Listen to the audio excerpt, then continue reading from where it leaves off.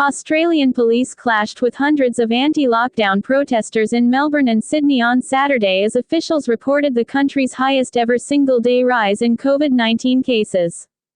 Mounted police used pepper spray in Melbourne to break up crowds surging toward police lines, while smaller groups of protesters were prevented from congregating in Sydney by a large contingent of riot police. There was no information immediately available on arrests. Police in Victoria had vowed to hand out fines of $5,000 $3,600 to any protester they could identify taking part. Sydney, a city of more than 5 million people, has been in a strict lockdown for more than 2 months now, failing so far to contain an outbreak that has spread across internal borders and as far as neighbouring New Zealand. The vast majority of the 894 cases reported across Australia on Saturday were found in Sydney, the epicenter of the Delta variant-fueled outbreak. "We are in a very serious situation here in New South Wales," State Health Minister Brad Hazzard said. "There is no time now to be selfish, it's time to think of the broader community and your families."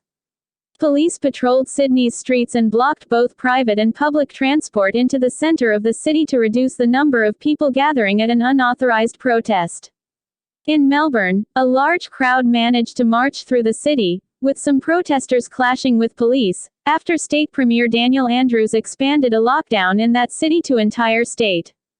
Victoria Police Chief Commissioner Shane Patton had earlier warned people to stay away from the protest, adding it was just ridiculous to think that people would be so selfish and come and do this.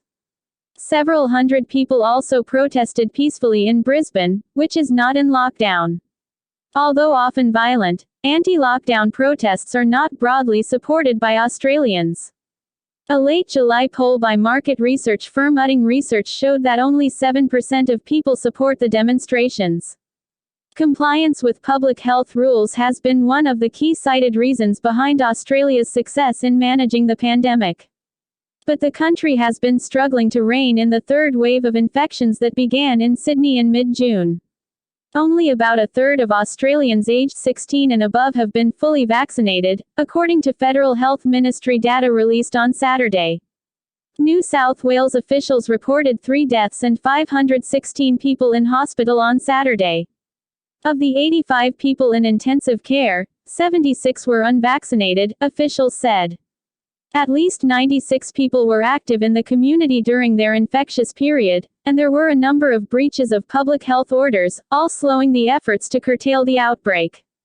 In Victoria, at least 39 people were active in the community while infectious. 18 people were in hospital, 8 in intensive care and 6 on ventilators. Australia's COVID-19 numbers are still relatively low compared to other developed countries, with just over 43,000 cases and 978 deaths.